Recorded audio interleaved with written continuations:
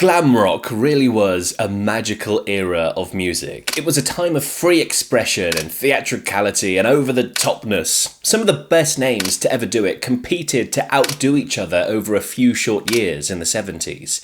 It was full of alter egos, costumes, and just cool. But who did it first? Bowie? Slade? Sweet? Well, I think T.Rex can put their hands up for that one. But it wasn't an easy road for T.Rex, and it actually ended in tragedy. Today we're having a look at glam rock's tragic pioneers.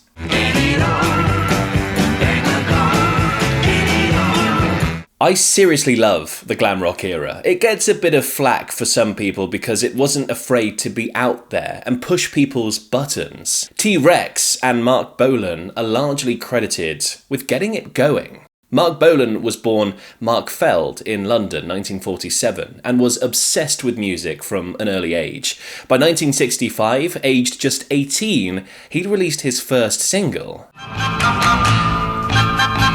Golden eagles at his door, handsome bats play on the floor, silver sunlight in his eyes. It didn't do much, but he had made a start, and you can hear elements of what he'd go on to sound like in that song. He soon struck up a partnership with Steve Peregrine Took, a drummer from London. The pair named themselves Tyrannosaurus Rex and started playing music around 1967, playing mostly psychedelic folk as an acoustic duo.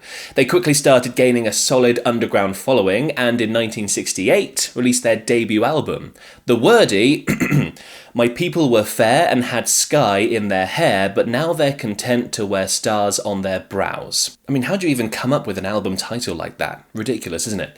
The album had a great response in the underground scene though, striking a chord with its mythical feel and fantasy themes. And this first album also carried a really strong aesthetic, and combined with Bolan's mystical, poetic lyrics, helped establish the persona he would use well into his glam days. Whimsical, carefree, and a bit odd, but in a good way. They kept going as well, releasing 3 albums in quick succession: Prophets, Seers and Sages, The Angels of the Ages, just 4 months later.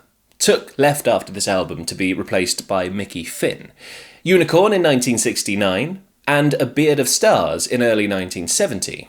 They kept up fantasy, psychedelia, bringing in more instruments and studio elements as they went, and generally getting a pretty good reception.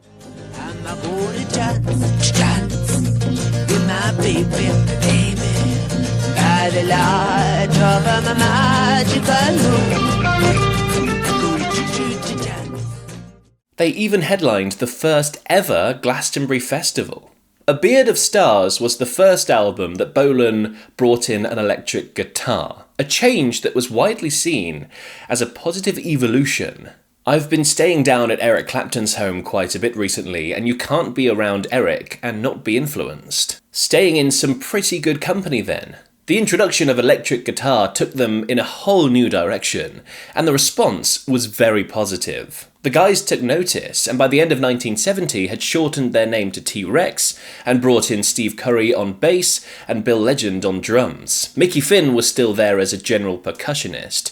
Bolan and producer Tony Visconti had their ears to the ground and could see that the rockier electric guitar-driven music was on the rise. He realised that if they wanted to be successful, they needed to dial up the rock, but also get played on the radio. So he invented a new genre, as you do, but he didn't do it all at once. 1970s T.Rex kept some of the fantasy, folky themes, but the lyrics and music brought in more rock and roll elements. It kind of had a foot in either camp. Jewel is a great example. It starts off in familiar territory for them. Well, I got a little baby jewels upon her lip, before breaking out into a rockier song later on with a solo, and even this early attempt at a glam rock yell.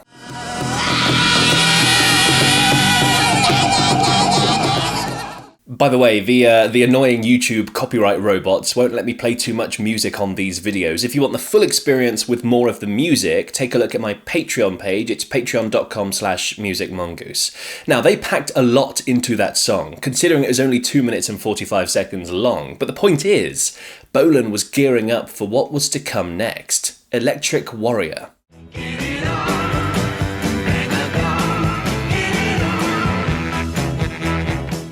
Yes, T.Rex, as we know them, had arrived. They threw out the psychedelic stuff, turned up the guitars, and had at it. Combined with Bolan's theatrical vocals and cheeky evocative lyrics, glam was essentially born. Sales were massive, fans were manic, and all of a sudden Bolan was an idol. In fact, it was such a trailblazer that everyone jumped on the bandwagon as fast as they could. That's why there's debate about who started glam rock.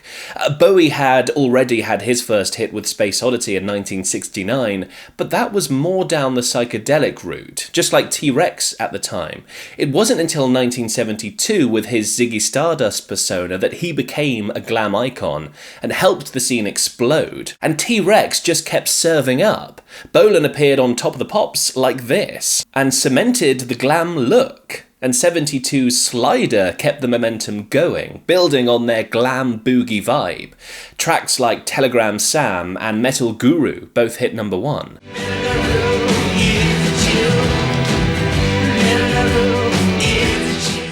Smash hit Children of the Revolution was also dropped as a single in 1972.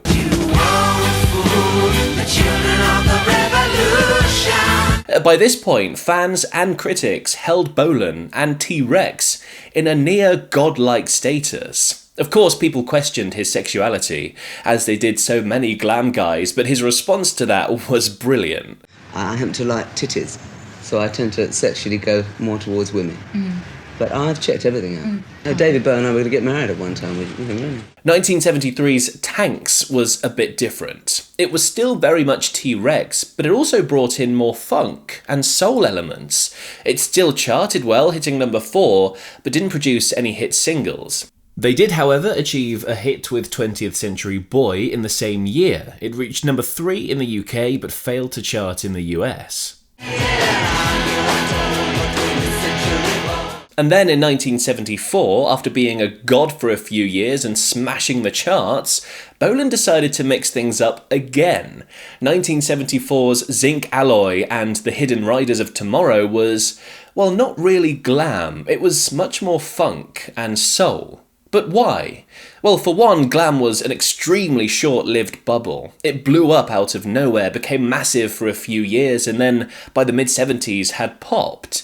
But Bolan was also anxious to avoid being pigeonholed. He wanted freedom to explore, to be creative and innovative. He was also a very savvy guy. He knew that he had to evolve if he was going to avoid going down with glam.